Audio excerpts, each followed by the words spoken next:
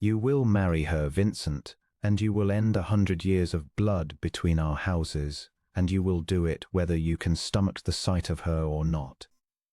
So his father had said, 3 weeks dead now, and the Duke of Castleforth stood at the chapel rail on his wedding morning and found that he could not, in fact, stomach the sight of her, for the simple reason that he had not yet brought himself to look. She was a thorn.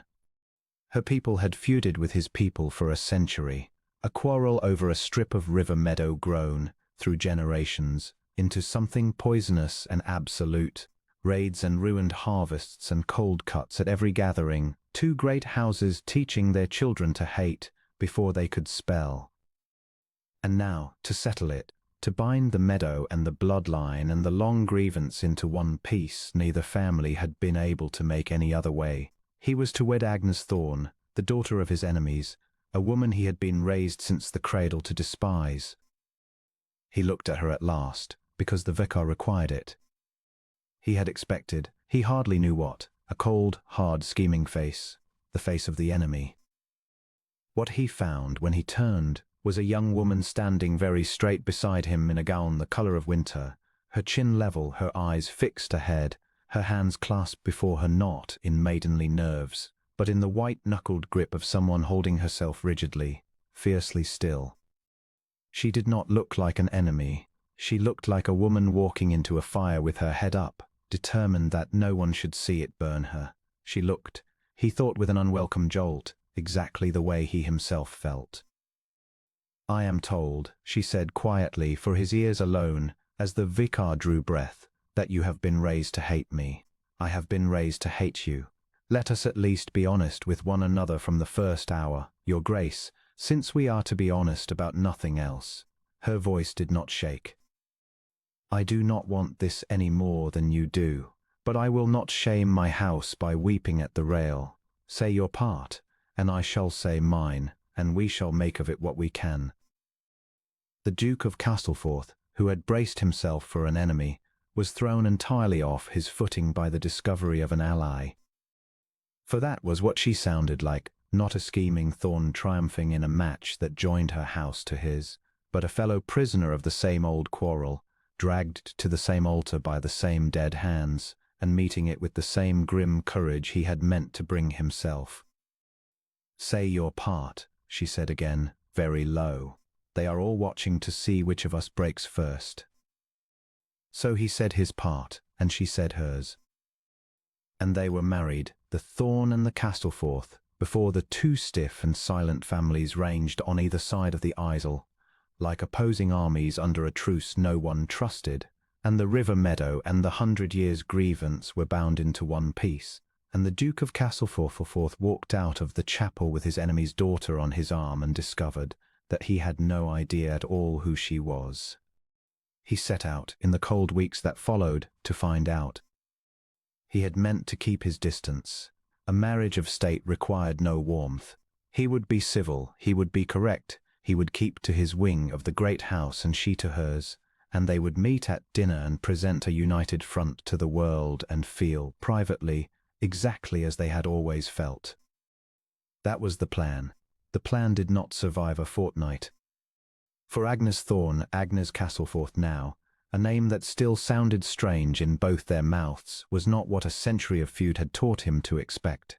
She did not gloat or scheme, or carry the old quarrel under his roof. She was, he found, quick and dry and unexpectedly funny. She ran the tangled household with a competence that put his late mothers to shame, and she met his guarded coldness not with coldness of her own, but with a steady, level honesty that he found, against all his intentions, disarming. "You are waiting for me to be wicked," she observed one evening, over a dinner they took together at a table built for 30, the 2 of them marooned at one end of it. "I can see you watching for it. You expect a thorn to poison the soup or sow discord with the servants or writes spiteful letters to my father about your failings. I am sorry to disappoint you. I find I am too busy keeping this enormous house from falling down about our ears to spare any time for villainy. My father," the Duke admitted, "described your father to me a great many times, and never once kindly." And my father described you to me, Agnes said, as the cub of a brute. I confess I came here braced to find one. She studied him across the candlelight. I have not found one. I have found a grave, tired man who is trying very hard to dislike me because he was told to, and who is not, I think, naturally a hater at all. The hate was lent to us, Vincent. Neither of us minted it. I begin to wonder why we are at such pains to keep paying it back. He had no answer for that. He turned the new wedding band upon his finger, a habit he had already acquired, this turning of the unfamiliar ring, and found that he could summon, when he reached for it, none of the old inherited loathing. There was nothing there to loathe. There was only a clever, honest, courageous woman who had been handed the same poisoned inheritance he had, and who was plainly and sensibly declining to drink it. The thaw came on slowly, the way a hard winter breaks, a day at a time, almost without notice. They began to take their dinners deliberately rather than by chance.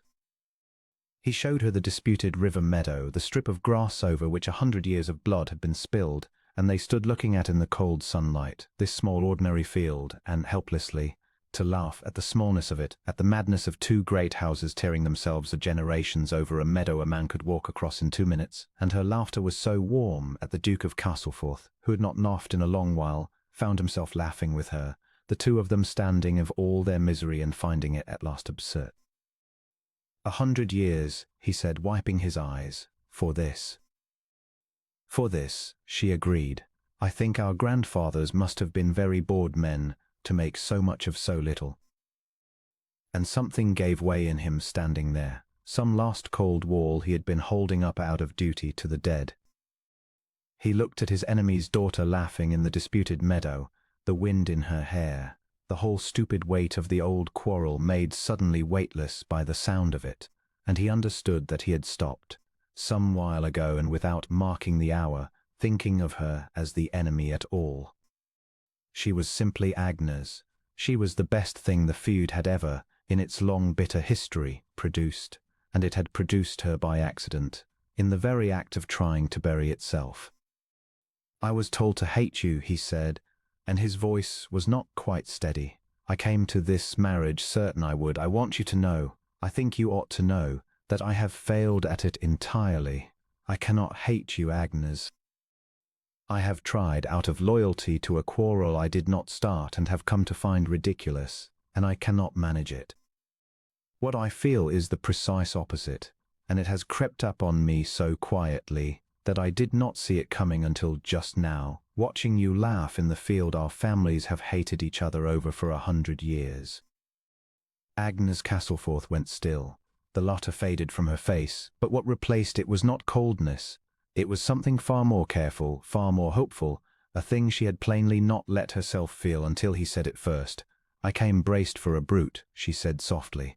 I told you so. I did not tell you the rest. The rest is that I stopped being braced some weeks ago, and have been, ever since, quietly terrified, not of you, but of how little I wished to keep my distance from you. I thought it weakness. I thought it disloyalty to my house. She took a breath. I think now it may be the only sense either of us has shown. The feud wanted us to be enemies. It seems we have disappointed it. Thoroughly, the Duke said.